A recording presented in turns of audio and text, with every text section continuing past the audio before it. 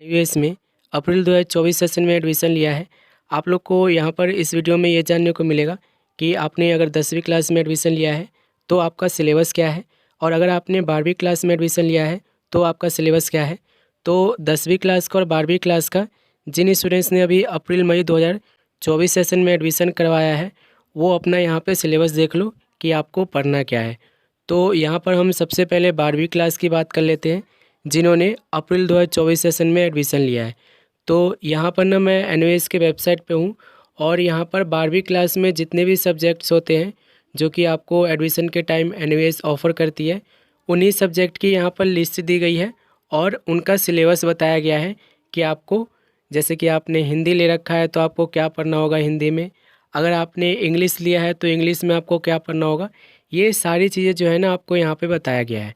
ठीक है, यहाँ पर आप देखोगे तो मैं सब्जेक्ट आपको एक बार रिपीट करूँ तो इंग्लिश है, बंगाली है, फिजिक्स है, केमिस्ट्री है, बायोलॉजी है, कॉमर्स, बिजनेस स्टडीज़ है, होम साइंस है, मैथमेटिक्स है, ज्योग्राफी है, पॉलिटिकल साइंस है, अकाउंटेंसी है, सोशोलॉजी है, हिस्ट्री है, कंप्यूटर साइंस है, पेंटिंग है, फिजिकोलॉजी है, मास कम्युनिकेशन और डाटा एंट्री ऑपरेशंस का है।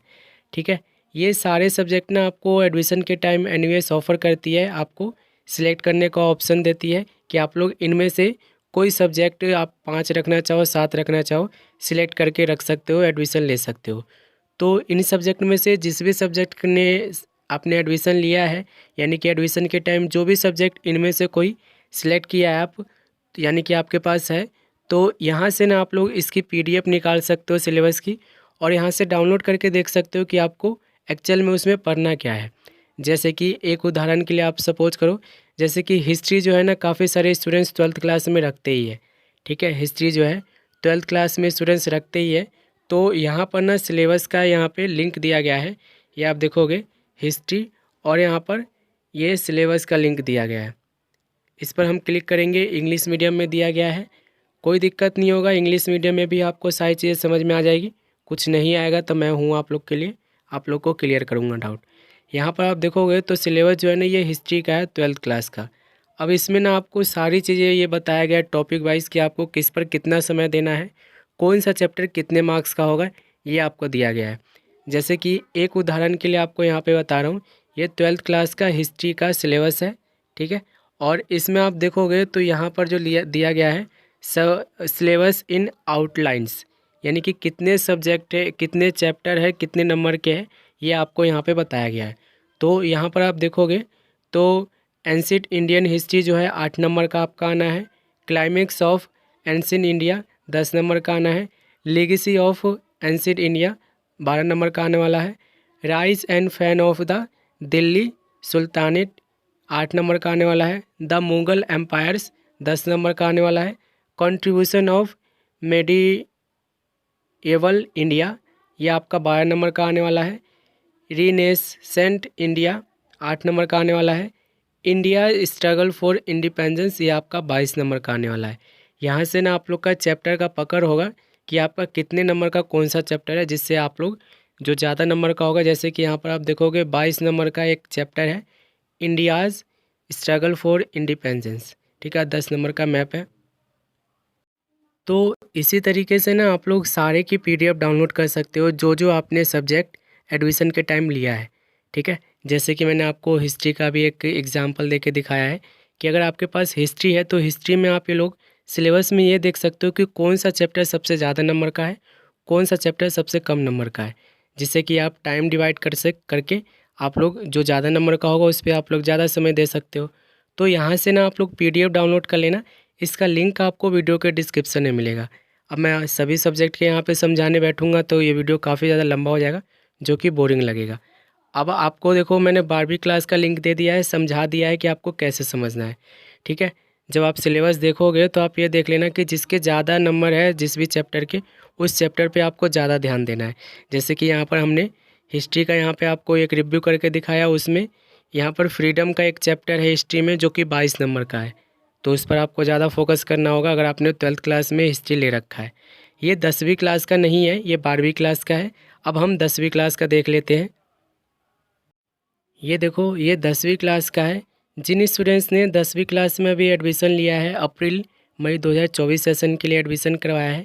जितने भी सब्जेक्ट आपको एनयूएस एडमिशन के टाइम ऑफर करती है, इन सारे सब्जेक्ट को यहाँ पे दिया गया है और इसके पीडीएफ दिए गए हैं सिलेबस के। इन पीडीएफ को डाउनलोड करके आप लोग देख सकते हो कि आपका कितने नंबर का कौन सा चैप्टर आने वाला है। जैसे कि यहाँ पर मैं नाम रिपीट करूँ तो यहाँ पर 10वीं क्लास में आपको जो ऑफ़र करती है एनयूएस सब्जेक्ट, हिंदी है, इंग्लिश है, साइंस है, सोशल साइंस है, बिजनेस स्टडीज़ है, फिजिकोलॉजी है, संस्कृत है, होम साइंस है, मैथमेटिक्स है, इंडिया कल्चर एंड हेरिटेज है, इकोनॉमिक्स है, पेंटिंग है, डाटा एंट्री ऑपरेशंस है। जैसे कि यहाँ पर आप देखोगे इंग्लिश ना ऑलमोस्ट सभी स्टूडेंट्स के पास 10वीं क्लास में होता ही है, लेते ही है। तो इनका हम देख लेते हैं एक बार। सिलेबस की पीडीएफ को डाउनलोड करेंगे और डाउनलोड करने के बाद ना ये पीडीएफ आपके सामने आ जाएगा। अभी हमने 10वीं क्लास का इंग्लिश का सिलेबस यहाँ पे डाउनलोड किया है। यहाँ पर आप देखोगे ना तो यहाँ पर आपको टाइम फ्रेम मिलेगा। टाइम फ्रेम यहाँ पे मिलेगा। Print material 30 lesson, 10 lesson audio और 8+1 क्वेश्चन पेपर असाइनमेंट। ठीक है, ये चीज़ें आपको दी गई है। मार्क्स आपको बताया गया है कि कैसे आपका मार्क्स यहाँ पे लगने वाला है। तो इसमें आप ये भी देख सकते हो कि आपको पढ़ना क्या है। ठीक है, जो आपको 10वीं क्लास में इंग्लिश में पढ़ना है ना, वो आपको बताया गया है। यहाँ पर आप देखोगे ना तो मॉड्यूल में आपको वेटेज बताया गया है कि कौन सा क्या जो है कितने नंबर का आने वाला है। रीडिंग सेक्शन जो आप लोग का होता है इंग्लिश में 38 नंबर का आना है। राइटिंग सेक्शन आपका 31 मार्क्स का आना है। एलिमेंट्स ऑफ लैंग्वेज 31 मार्क्स का आना है। ठीक है, और वेटेज ऑफ ऑब्जेक्टिव में देखोगे तो नॉलेज 28 नंबर का है, कंप्रिहेंसिव 29 नंबर का है, एक्सप्रेशन जो है 43 नंबर का है। ये सारी चीज़ें ना आप लोग को यहाँ पे प्लानिंग करने में मदद करती है और कौन से चैप्टर पे आपको कितना समय देना है ये आपको यहाँ से तय हो जाता है। तो सिलेबस का पीडीएफ जो लिंक है वो आपको वीडियो के डिस्क्रिप्शन में मैंने प्रोवाइड कर रखा है। 10वीं क्लास का भी, 12वीं क्लास का भी आप लोग डाउनलोड करो, वहाँ से अपना सिलेबस देखो, कौन सा चैप्टर आपको ज़्यादा नंबर का वहाँ पे दिख रहा है उस चैप्टर को ज़्यादा फोकस करो, क्योंकि उसमें आपको ज़्यादा चांसेस है कि उसके क्वेश्चन ज़्यादा से ज़्यादा एग्ज़ाम में आपसे पूछे जाएंगे। ठीक है, सिलेबस नहीं समझ में आता है तो उस केस में आप लोग मुझे इंस्टाग्राम पे अपनी प्रॉब्लम शेयर करो, मैं आप लोग को वहाँ पर सोल्यूशन प्रोवाइड करूँगा। कोई भी दिक्कत होगा आप लोग मुझे कमेंट भी कर सकते हो, मैं आप लोग को रिप्लाई दे दूँगा। ठीक है, तो मिलते हैं अगले वीडियो में।